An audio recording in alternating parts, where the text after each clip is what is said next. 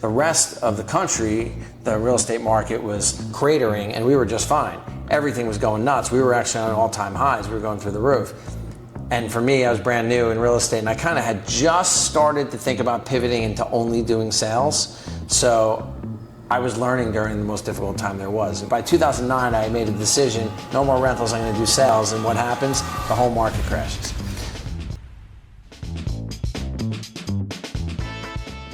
All right, so we are here. This is episode 58. I'm in Manhattan today. What neighborhood would you say we're in? We're in Gramercy. All right, and I want to start this episode with a little word of gratitude. Brian and I think, first talked right before Christmas. He had some concerns, still does from time to time. And in the process of the last 6 months, he's not only made Katie and I's communication much sharper, he's pushed us to our limits at times, and I think he's done a great job of showing who he actually is more than the appearance of an agent. And Brian, I'm super excited to be in New York today, and thanks for the invite. Welcome to the city. Yeah, I like it so far. So for people who don't know, like a lot of this audience is going to be people who are in Cleveland real estate, some Florida people, California. New York seems to be its own market, and driving around here today, walking around, I've seen a very different side of this city. So for people who don't know, what is it that you do here in New York City? Well, first of all, I'd like to say New York City is many different markets in one market. So it is its own market, but it's fragmented within itself. In New York City, me personally, I'm a real estate broker. I handle co-ops, condos, condops, townhouses all throughout New York City. I stick to the city pretty much below 96th Street all the way down into Battery Park and the financial district. Try to keep out of Queens and some of the and Bronx and some of the other boroughs. I just don't know. So for someone not from New York, how big is that radius? New York City, probably like 8 miles. Okay. So you're serving within about an 8 mile square radius. Yeah, I'd guess that. Maybe, yeah, I'd say that. That'd be my guess. And what is the, let's say, average listing price of some of the listings you've put out in the last, let's say, 2 to 3 years? Anywhere from probably $1 million to $3 million.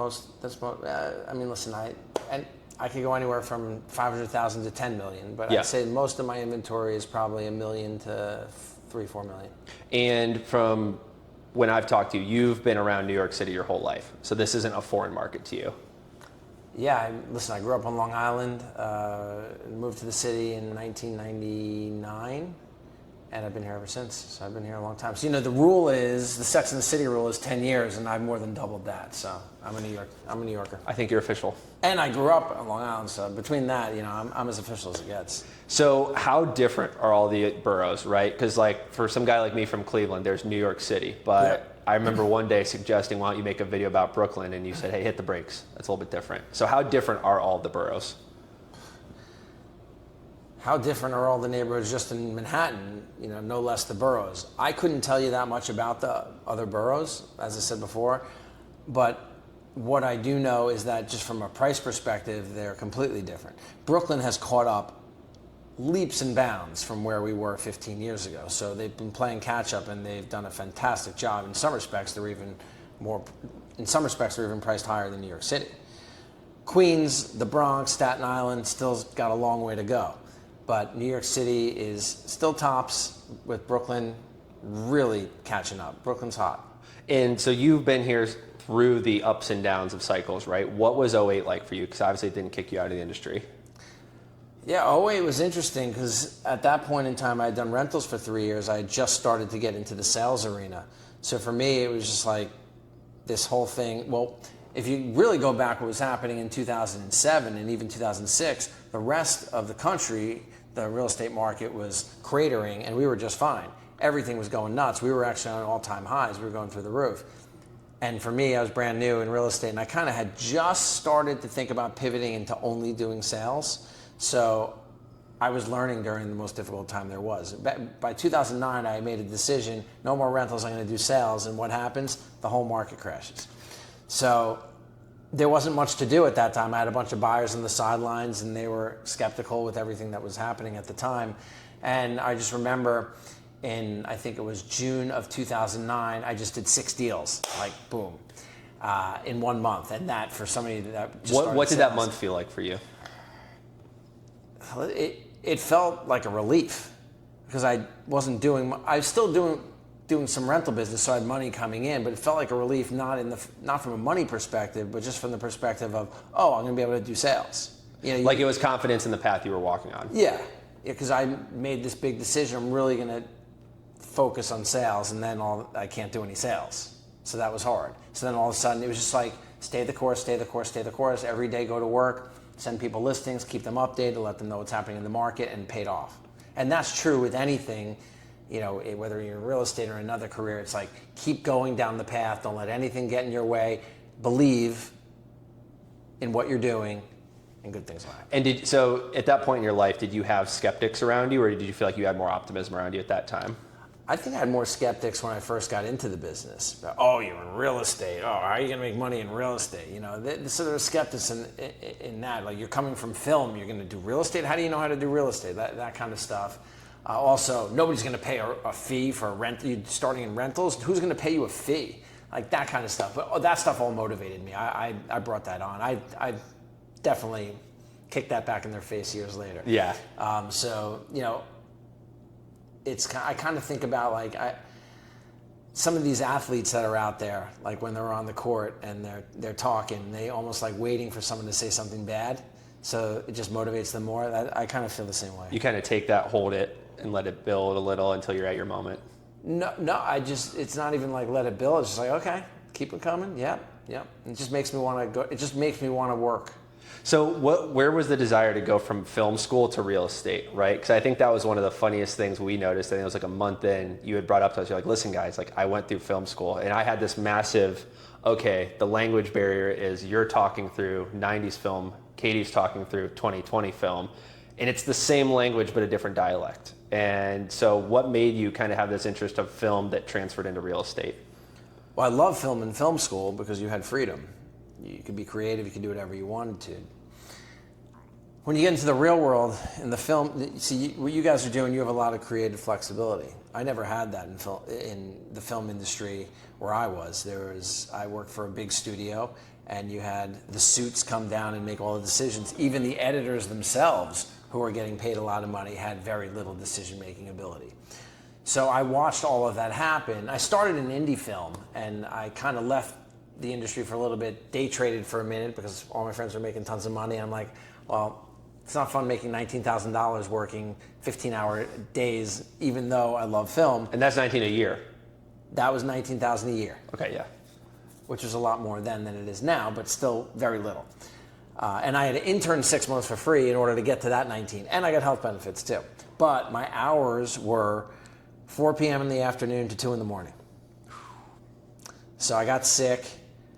I was drinking Diet Cokes all night, getting no sleep, going to the gym, going back, and it was really a nightmare. I got gastritis and got sick and left.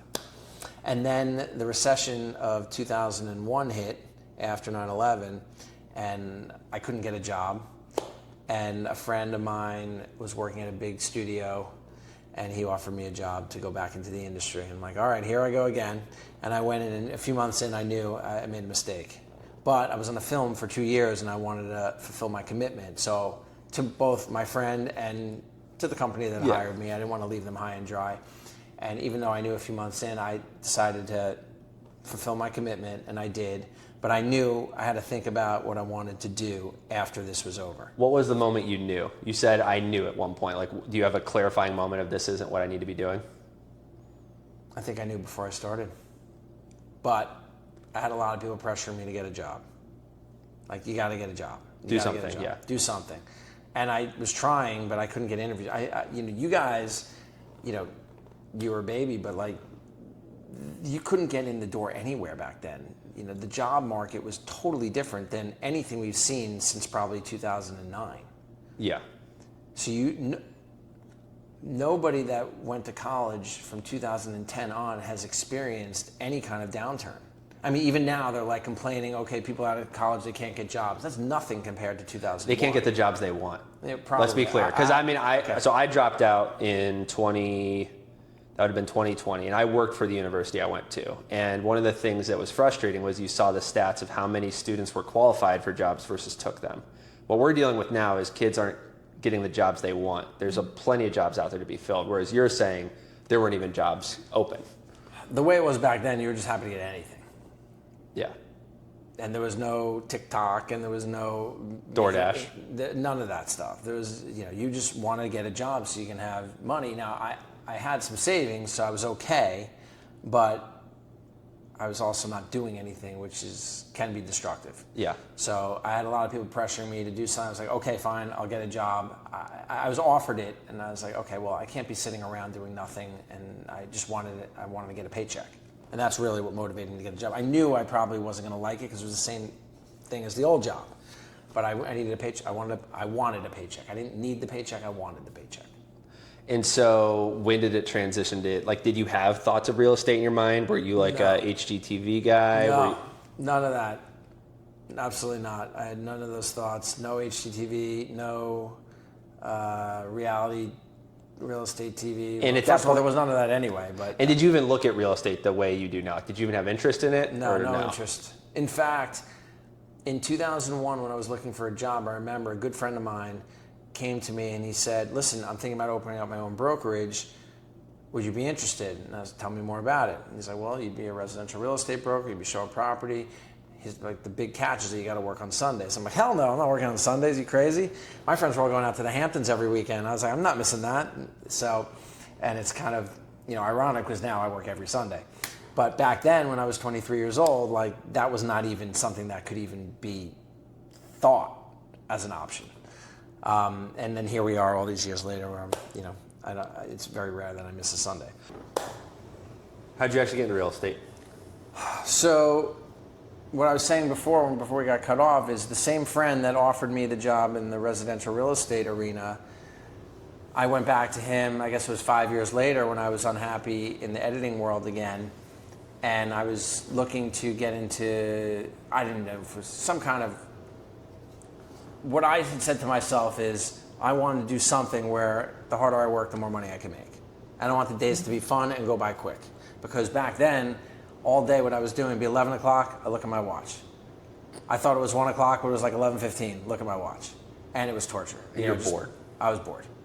I just couldn't wait for the day to be over. And that's no way to live. Yeah. So I explored the pharmaceutical industry. Thank God I didn't get into that.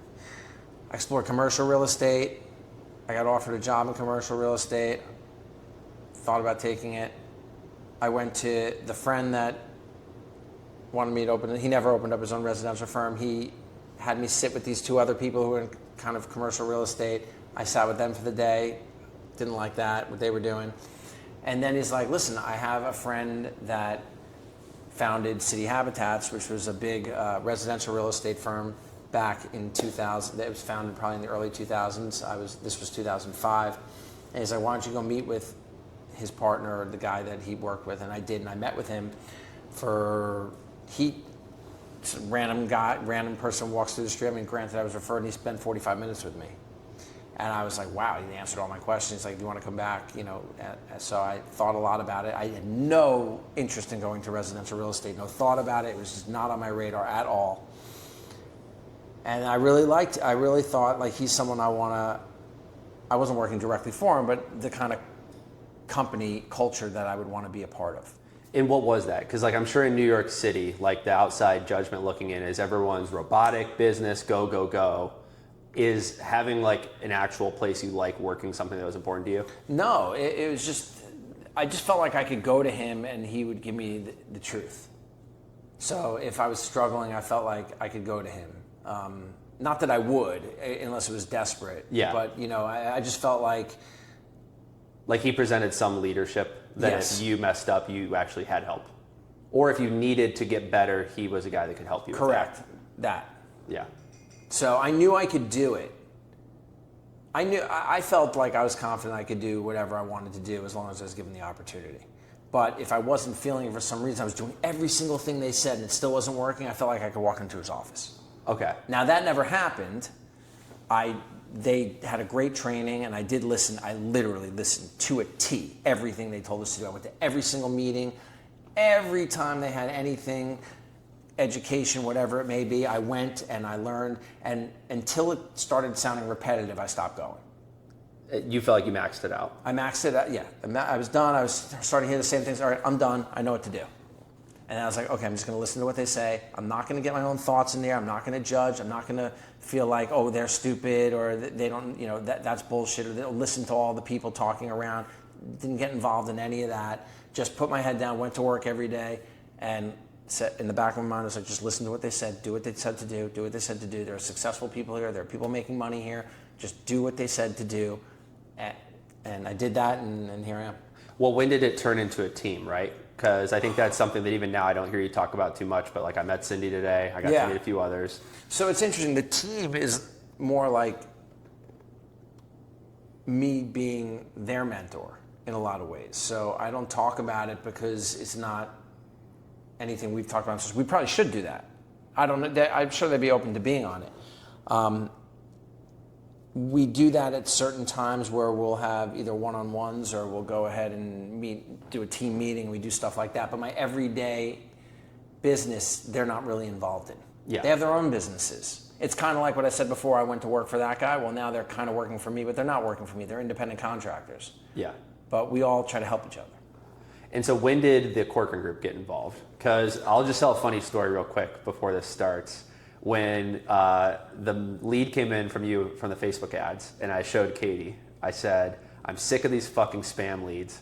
I'm tired of it. We had some like AskCheeks.com lead come in 2 hours before, and then I saw a Corcoran group, and I was like, there's no chance. I'll call this guy. We'll see. And you were a real voice, and immediately I was like, holy shit, this is an actual person. And then I did a full 180, and I was like, all right, I'm gonna actually talk to this guy. So when did the Corcoran group come into this?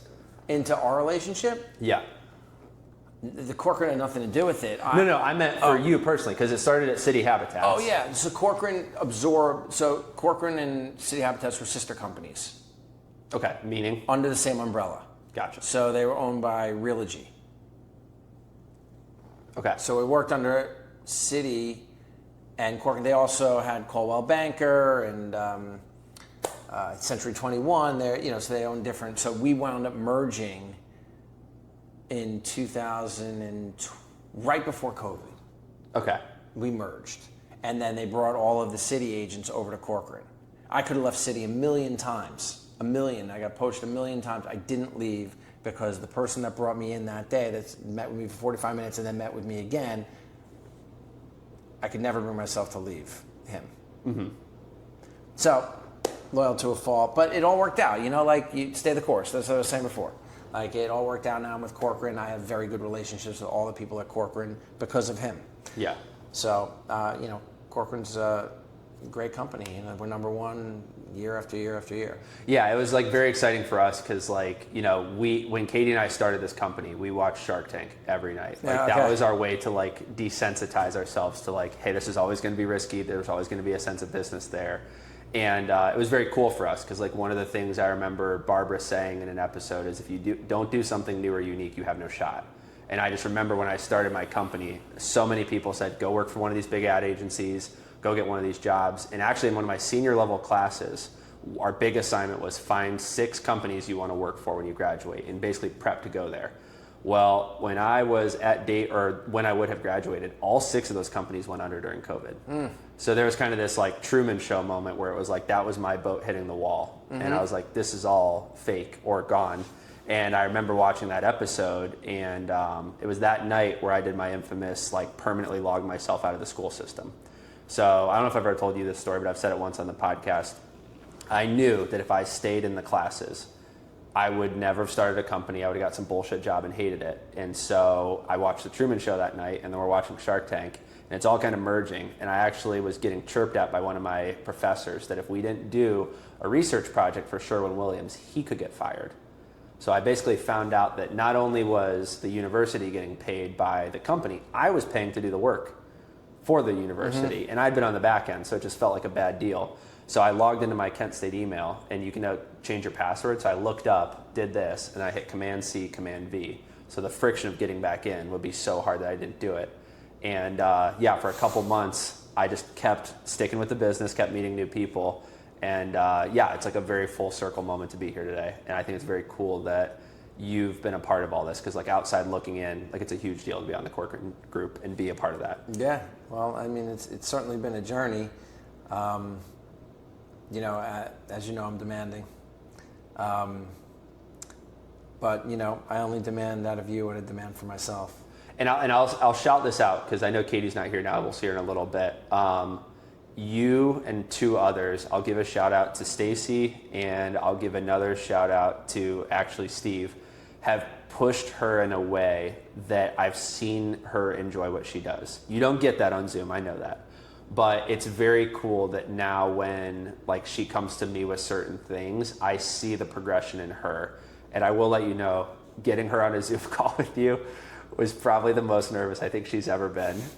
And I literally just told her one day, I said, I promise you this is going to go better than if you keep talking to Brian and Airtable. And it always cracks me up that when she gets on the calls, she always enjoys it.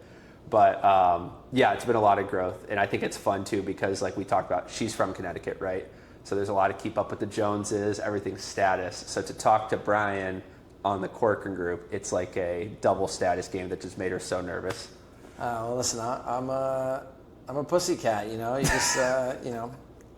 just, I just want, when I tell people, and listen, certain people get that side of me, and it's not the best side of me, but it's only because I demand to be great. And I think too, like to give yourself permission, it's important because it's what the world sees of you, right? Like I think a lot of times we can hide behind looking at numbers and being like, oh, that's just numbers on Instagram. But like those are humans that are seeing you, and that's how they choose to perceive you. And I think there is part of it where you do demand perfection out of yourself, but we don't need to lie. This is what other people see too. So it does take a finer tune at times to make sure things are said correctly, especially when we're going into certain topics, like spoken topics. When you start wanting to riff on the FAIR Act, I mean, yeah. you delete one sentence, that's a whole different video. Yes, it's true. And it also depends on what the content is, right? So I don't mind putting things out. I want the truth out there. So it's not that I have an issue with what I'm saying and to make myself look better than I am necessarily, but when we're talking about production value of, say, a video of an apartment, that's different. You love a nice slow creeping pan.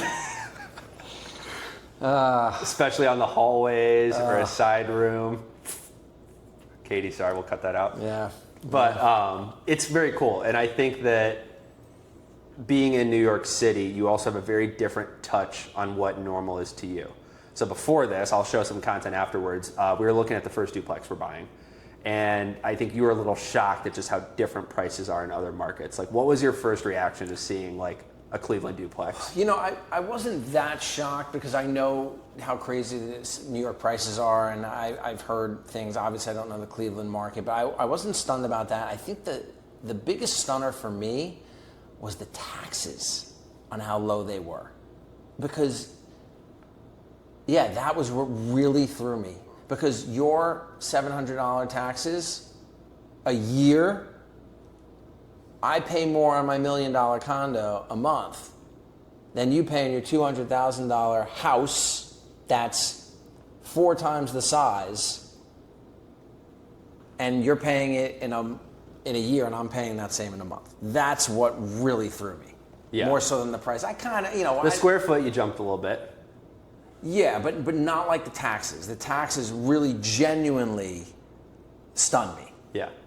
Yeah, and I think for me too, like hearing like even Cindy ask about cap rates. Like I'm sorry, but like what is New York City doing with all their money? Like I get it. Like this is New York City, and I get it. But like I'm paying 4 times as much for. I'm paying 10 times as much for 4 times less the space. So what are we doing here? Maybe you need to do a podcast with the new mayor. No. Ask him, what are you doing with the money? Let's not get into the mayor. And that's a whole other podcast. Hey, different podcast. Shades have to be on for that one. Yeah. So what has been the biggest takeaway for you with just serving the price point you have, right? Because like a lot of realtors watch this and think, man, it'd be crazy to be in New York City. But I'm guessing it's probably more similar than they think, right? They're still humans. They still have emotions. They still want you to help them with something at the end of the day. It's not that much different. Yeah, the personalities are different, but sometimes you're getting really nice people that happen to be wealthy. There are nice people that are wealthy, despite what the media tells us. I've heard there are some wealthy people that are not very nice. Not very nice, exactly. So, I don't really. Well, let me ask you this: how have you learned to? I don't want to say chameleon because I think that isn't the right word, but how have you learned to handle those personalities? Because I've met some people that, man, they are sharp on the surface, but they are humans at the end of the day, and a lot of people try to take advantage of them because of their wealth, right? So like, how have you found the ability to get them to trust you sooner? I think you connect by telling the truth from the beginning, even if it's something they don't want to hear. So that's the best way to do it, and not be afraid to not get a listing, or not be afraid for a buyer to not want to work with you. And but that's hard, because it's easier when you're doing it for 20 years and you have a sustainable business. Whereas if you're just starting, like, oh my God, I got to get this client. I go, oh my God, I'm going to make. They're counting their money. They have their calculator out. They're multiplying the commission, and then they're probably not taking taxes out, but they're figuring out, oh my God, I'm going to buy this. I'm going to buy that. None of that goes through my mind. I never in my whole career ever put my commission in the calculator to figure out what I'm making. No, I don't think about the money. Obviously, I do it for the money, but I don't think about it. So if I lose a client or a deal and it's for the right reasons, it's okay. I get that's hard. Yeah. I get it, especially someone starting out. It's like, okay, well, if they close this deal, well, they can relax and do their job and not have to worry about maybe getting a second job. Because if you get a second job in this business, you're not going to make it in your first job. Yeah, and I think that's a game too. Like, so for people listening, like, even though it wasn't the same economy we're in today, what was the leap like for you, right? Because it is always scary to be like, this is now how I make all my money. I think at the beginning for me, I just wanted to, it wasn't even about make, although one of my friends said, listen, you'll be making money right away. You won't have to wait a year or 2 years or 3 years to make some money. And I thought that was a good thing. For me, it was about mentally having wins and getting confidence on how to talk to customers.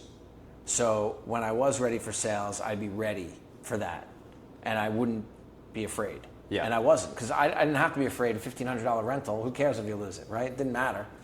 So you kind of learn, and you're learning how to deal with people. And like you said, everyone's got different personalities. And you have to, you said chameleon, but in a way you do have to be a chameleon, because everyone's needs are different. So you have to adapt to them. And sometimes it's not about money. It's about who they are as a person and figuring out what they need from you. Have you noticed your communication platforms changing since being a realtor? Like, obviously, I mean, we're doing social media together, but is it interesting to see where clients choose to communicate? Like, I have some people that it's only audio messages. A phone call doesn't happen. Zoom's hard. Text is hard. I'm just starting to get those audio message from people. It started on the West Coast. I think it passed through Cleveland, and it's almost... Yeah, I just started getting those. Well, listen, when it started, it was mostly email and phone. Okay. And then Blackberries came around. How old are you? Like 10? Yep, I remember. Blackberries came around. We were all about the Blackberries. And then someone showed me the smartphone, and I don't want to type on that thing. Look how easy the BlackBerry is. It's so easy with this keyboard. Look how this cool this keyboard is. It's so easy. And like, can I type on that thing? And I remember him giving me the phone. He's like, yeah, you can type on it. It's easy. Like, there's no reason not to have this. And the next thing I knew, I had one of those. And fast forward to now. I mean, listen, I'm older, so like, I'm not chatting with my customers on social media. Mm-hmm. I'm usually texting or calling or emailing. Those are the three methods of communication. I'm not doing the audio messages.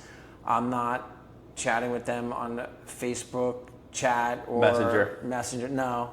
I'm not saying I never do it. Sometimes people send me messages, but what I'll do is when somebody sends me a message on that, I'll be like, listen, I'm not on Facebook because I'm not. Yeah. I'm not on it often. I'm not on LinkedIn often. I'm not even on Instagram all that often. I mean, the Instagram I'm on is because I'm checking a lot of the stuff that you do, and you learn a lot from Instagram. Just like I'll come to you with ideas from Instagram. The DMs have increased, I would say. I'll give you that. I think for us. Yeah, I think you communicate more on Instagram. Yeah, I do, but not much. So but if you're sending a message on Facebook or LinkedIn, I'll probably say, email me, that's better. Yeah. You want to know what my big pet peeve is? Digressing a little bit. When somebody wants to see a property and they text me. Why is that? Because my team works off of email. And I could be out with a customer and they're texting me and they would just get the email and schedule the appointment, and now I have to do more work. We got to get the robots connected. Yeah. So like if someone's texting me, oh, I want to see this property, I'll be like, can you please email me? just so it can go back to the office so they can do all the scheduling in real time. Whereas I have to wait, copy, paste. I'm trying to pay attention to a customer or doing a showing. Like, I don't like things. And then it's lingering because you know it's there. Yeah, and I want to get it done. And you never know. You get 5, 7, 10 texts, and then hopefully, usually I would never miss it, but it just gives you a chance to miss it. So I just want, so immediately I'll be like, email me. I'll be like, what's your email? I'm like, oh, God, can't you just Google? And Google, then your Not ad a pet steps. peeve. If somebody says anything, you have ChatGPT and Google. Do you ever have to ask a human a question again? Still, Really? yeah, I think it's going to be for a while. No, but do you have to ask what my email is? No. I think it feels special. Yeah. I think they want you to send it and be like, hey, Brian sent me his email. Hold on. For a customer, I'm talking about a broker. Oh, a broker, they can chat you. Obviously, a customer, they get whatever they want. But I'll stand broker on my head to broker, and text for them. But broker, come on. Yeah, I think they could go side to side. What's it been like now, the dad element, right? Because I think that's something you haven't shown too much on social media, but obviously you're balancing human side with this real estate guy. Has that been a challenge? It's been a challenge because people like you want me to, do my personal stuff on the social media. I think Marvin needs to be on camera a few more times. Yeah, well, that's easier than my family. It's listen. I'll do a picture here and there. I don't know. It's like there's always a line that you don't want to cross, and it's like I don't watch any of these reality TV shows, but what I hear, the things that are on them, like how. I think the line. I think everyone draws their line differently, right? So like I have some parents that their kids will never touch the timeline because like they've had literal stalkers affect their family before. Fully understand that. I have others that are such big community members. They run, let's say, a charity or they're affiliated with a church or something. Let's call it of religious community. Their kids are on the day they're born through their 18th birthday. And so there's always a spectrum, but I think... Isn't there like an exploitation kind of element to it? There is, and I think that's hard, and I always like to ask because I don't have kids yet, right? I mean, I have a dog. People probably see my dog more than they see me on social media. But I do think there's an element of, even if you don't have to show the kids, I think it's good to let people know that they exist and that you are a dad. Because I remember one of the most humanizing things I think I saw from you was you put on your story, it was like the family's chart. And It was like, baby, be a baby. And then it was like, Brian or dad, no phone at dinner. Yeah. And I think it's little things like that, I see this a lot with people like yourself. You come off professional, you know your shit on camera, you have the sales to back it. And that makes it very intimidating to approach someone like you because it's a higher status. And then you see something like, oh, they're a dad, and it doesn't necessarily lower your status, but it makes it easier to start a convo. Well, I'll push back on you, and I'd say it's kind of up to you to push me to do what I don't want to do. Yeah. And I push that back onto you. Yeah. So then for the camera, who's Marvin, and how has he been the last 5 years?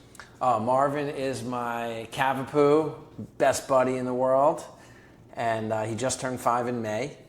And so he was a COVID dog. He's a COVID dog. He is our first child, and I love him very much. What's he been struggling with lately? You told me he's had some work Yeah, he's got a lot of anxiety. So he doesn't like vacuum cleaners. He doesn't like going in the car.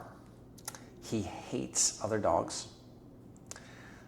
So these are things he struggles with immensely, but he loves people. So he's the first dog if I'm having the elevator, he'll jump on everybody, lick everybody. He's just the friendliest dog you can possibly imagine. But when you are doing something that makes him feel uncomfortable, he just gets frightened like a turtle. And it's just, you can see he shakes. Yeah. He'll shake. His jaw My cousin has a Cavapoo, and it's the same thing. When they get that anxiety, their whole body starts shaking. Does he do the jump where he almost like jumps up your leg? And kind Yes. So only me. So he'll, like when I get home, I'm like playing with my kids, and he's not paying attention to, he jumps on my leg and humps my leg and follows me around the apartment and just hangs on for dear life. Yeah. So yeah, I guess it's a Cavapoo trait. I mean, it's cute, but in certain ways you're like, I feel bad that this dog has this much anxiety. I mean, he can't, if I put him in the front seat, he will jump onto me driving and I'll wind up with him on my lap driving. And he does better in the lap? Oh, he's fine in the lap. But that's a little dangerous. It's a little dangerous. So if somebody's in the car, like sometimes my wife will sit in the back with the 2 kids. That's a whole other story. But my brother's in the front with us, and my brother's got him. We're good if we go on a trip. Then he's fine. He still is not happy, but he's not trembling a little bit. Yeah. But if he gets in my lap in the driver's seat, he's good to go. So are you impressed that Chewy did a 7.5-hour car ride, no complaints, no whimpering? Should I give him a treat maybe? Is that good behavior? I think it's just like with humans, like you just gotta have empathy for his plight. Yeah. And he can't control it. It's just in him. And so when you walk him around New York City, it's a lot of, I'm assuming, Marvin and Brian walks. He's probably not going to many dog parks. No, I don't. I used to take him to dog park. I don't anymore. He gets a lot of his exercise, believe it or not, in the hallway. So he loves the hallway. So when I get home from work, within 15 minutes, I bring both my girls into the hall with a tennis ball, and then throw the ball down with them. And they bring like their scooters. So my 3.5-year-old will bring her scooter, and then my 1-year-old will bring her like low scooter to the ground, like a tiny little bike, and they'll come in the hall and then they'll play. And then my neighbor will come out. She's like a probably 70-year-old woman who will come out, and then she'll hang out with us. And my wife's inside, like kind of just finally getting a breather. Getting her piece for the day? Yeah. And then we go out and we play. We tire the dog out, and then we go back in. We'll probably eat dinner. Actually, we eat dinner first, then we do that. And then brush my daughter's teeth and get ready for bed and books and the whole thing. So I get home at 7. By 7:20, 7:30, done with dinner, go into the hallway. By 8 o'clock, she's in her pajamas, teeth brushed, and then figure out what to do for the next hour. I try to push towards books, not the TV, and I walk the dog during that period of time. Usually when I go walk the dog, that's when the TV comes on. I try to prevent the TV. But hey, you can't when you're out. Yeah, once I leave, that TV goes on, but everybody else knows in the house that. And why is that? Why have you just noticed it's like, I mean, you're in a fast-paced world, right? Like everything's digital, like you're very consumed by your phone. Do you think it's just kind of peaceful at home to not have the TV on? No, it has nothing to do with me. I don't care. I just don't think it's healthy for a child to watch TV. Yeah. I think everything within reason, I think. Well, I mean, I've seen some of it. Like, I think you're parenting at crazy time to be a parent, right? I mean, you have the Coco Melon shows that are literally the leaders of dopamine rotting content. That's what I'm trying to avoid. You've got, at the same time, I mean, if you think about it, your girls are what, 3 and 1? Yeah. You're going to have the first generation of kids that ChatGPT was the Game Boy. Yeah. Yeah. Listen, they might be wizards. I mean, they might be the smartest kids on earth. I don't listen. If they're playing with ChatGPT, I wouldn't mind it so much. I don't like the idea of the whole Coco Melon thing, the dopamine thing. I'm very concerned about attention and losing their, having the whole attention deficit disorder and those kinds of things. And I do think these devices play a part in that, and I want to try everything I can to avoid it. At the same time, I understand it's easier if my wife's trying to do a million things, and it's easier to put them in front of the TV for a little bit, and I get it. So, but it's a balance, right? Because I mean, for me, it's like a bad thing that happened in high school, but I look back at it as a gift. My dad always had a rule: anything under B's, and you don't get any electronics, no Xbox, no TV, no phone. Yeah. I took that as cool. I don't have to get good grades, and I can socialize more. So right. I would have my steady C's, and I would always go to bonfires. So it kind of got me in this habit that actually forced me to see my fun come from being with other people. Yeah. And so I think it didn't. And it's great because you got to make the choice. Because you don't want your kids. I like that idea actually, because you don't want your children to feel like you're dominating them. You want to give boundaries, but at the same time give them choices. That's a tough nut to crack, and I think that's smart. Because I had the choice to stay home every weekend. Right. But they didn't want to cut off my social behavior, because if I'm going to a basketball tournament, I want to be with people afterwards. And so it kind of got me in this habit where I socialized, whereas my sister, straight A Maria, she didn't socialize as much. Right. She'd get her straight A's, read her books every Saturday night, and it wouldn't lead to as much socializing. But you know what? That's the way it's supposed to be. That's who you're probably supposed to be, and that's who she's probably supposed to be. Yeah. I just don't like anything.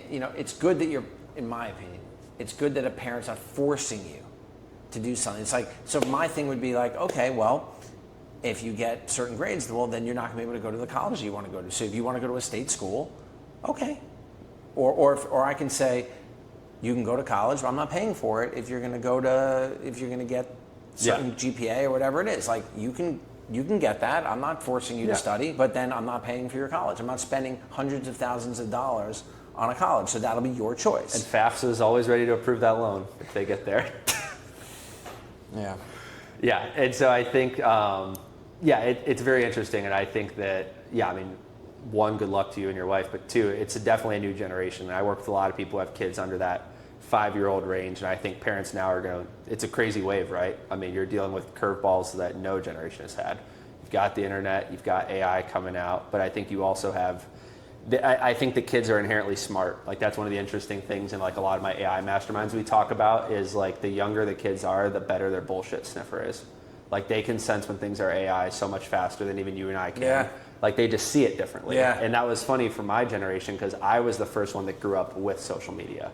So like in 8th grade, I think that was when I got Facebook. I turned 13, I got my Facebook account, and there was this weird phenomenon where you'd have Facebook friends that you didn't talk to at school.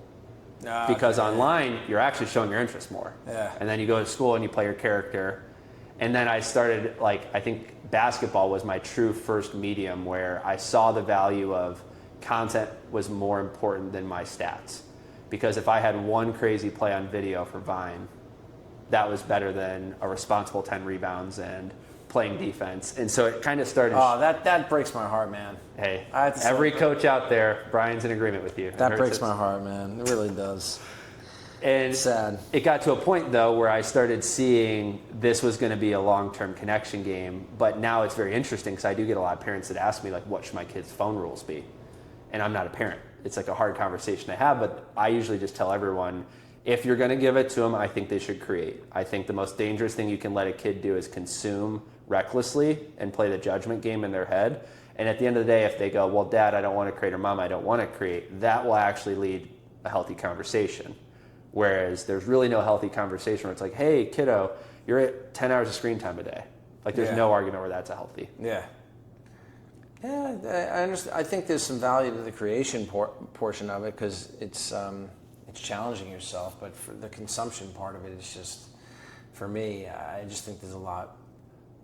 We're not designed to take that much info in. It's just a lot of better usage of your time. You're better off reading a book or getting exercise or going fishing or just spending time with other people. I mean, this whole thing is just wild, and it's your parents got to stop it. Listen, they're already starting to stop it in schools, so they're making rules about that. From what I understand, they're starting to clamp down, and that's a good thing. And the parents got to clamp down. You got to remember, this is pretty new. Very new. I know feels like we've had these phones for a long time, but it hasn't been that long. And people my age, most of my friends have kids that are teenagers already. They don't have the benefits of knowing what I know. So now it's up to me. I've learned, I've seen, I'm not gonna parent the way they did. I'm not blaming them, they didn't know. I do know, so I'm not going to follow in those footsteps. I wanna do something different. But it's hard because a lot of parents aren't changing. They're still letting these kids have the phones at 10 years old. Like, I don't want to do that. If you know any of my friends, the big joke is, Brian's not going to let his kid have a phone until he goes to college. I've changed that. So now you don't get a phone until you pay for it. So I've changed that. But I don't see a reason for a kid to have a phone. There's, what if this or what if that? I'm like, you know what? I was out on my bicycle riding in the woods. There's no... it's about the parents' anxiety. Yeah. The kids will live. They'll be fine. They're smarter than people give them credit for. They are. We all did it. The centuries have gone by where kids went out on their own, 10, 12, 13 years old, and my parents didn't hear from me for hours on hours on end. I'd come home at 8 o'clock, and when the sun set, and I was home. That's it. I was out playing with my friends with my dirt bike and doing whatever I was doing, and it's about the parents' anxiety. So if you're really worried about it and you really need your anxiety to be curbed, then get them a flip phone. Yep, go old school. Yeah. So what are you still figuring out? I like to ask everyone on this show, what is it that in this point Brian Morgan is still figuring out? Everything. There's so much to figure out. I don't have time to figure it all out, so I hire people like you. I wish I had time to just explore. We've had a few conversations today. especially as it relates to AI. And it's like, have you seen this article? Have you seen that? I'm like, man, I don't have time to read articles like about AI. I mean, read articles about real estate. Like I got my job, I got the kids, and I got the gym and to keep me healthy, and I do it all over again for the most part. That's what I got. So let's take this time today and do a little exploring. Yeah, absolutely.